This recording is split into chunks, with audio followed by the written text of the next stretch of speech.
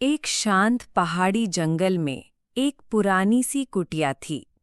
वहां बैठे थे गुरु वशिष्ठ, एक ज्ञानी साधु। उनके सामने बैठा था आरव, एक युवा जो बहुत परेशान था। आरव बोला, गुरुजी, मेरे साथ हर बार ऐसा क्यों होता है? मैं किसी से जुड़ता हूँ, फिर वो रिश्ता टूट जाता है। मैं मेहनत करता हूँ, लेकिन काम पूरा नहीं होता। ये सब क्यों हो रहा है?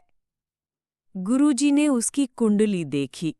वो बोले, बेटा, ये सिर्फ तुम्हारा आज का जीवन नहीं है, ये सब तुम्हारे पिछले जन्मों के कर्मों का असर है।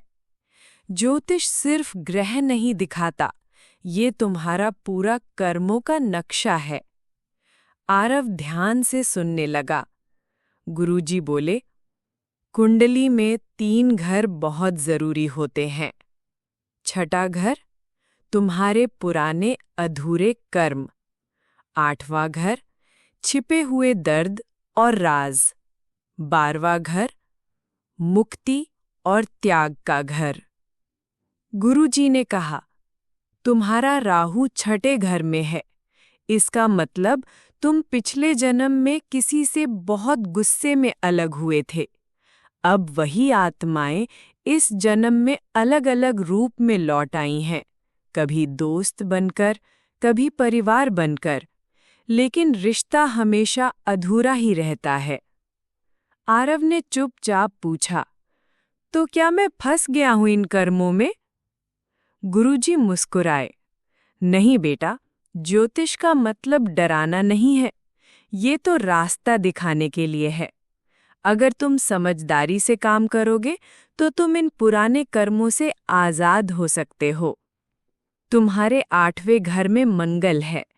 ये बताता है कि पिछले जन्म में तुमने किसी स्त्री को धोखा दिया था। अब उस कर्म का फल तुम्हें रिश्तों में मिल रहा है। आरव की आंखें भर आईं।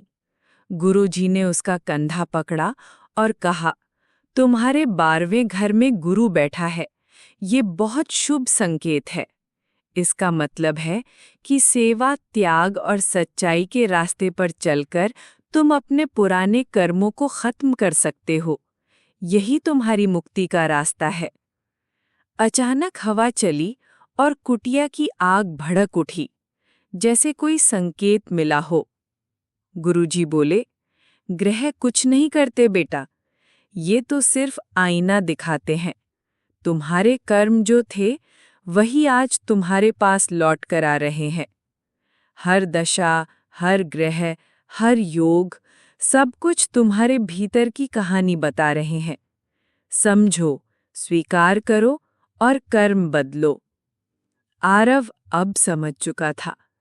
वो बोला, गुरुजी, अब मैं जीवन को नए नजरिए से देखूंगा। मैं अपने कर्म सुधारूंगा।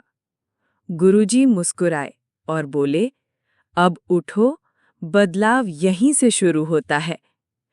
एस्ट्रो वैदिक टेल्स में फिर मिलेंगे, एक नई कथा के साथ।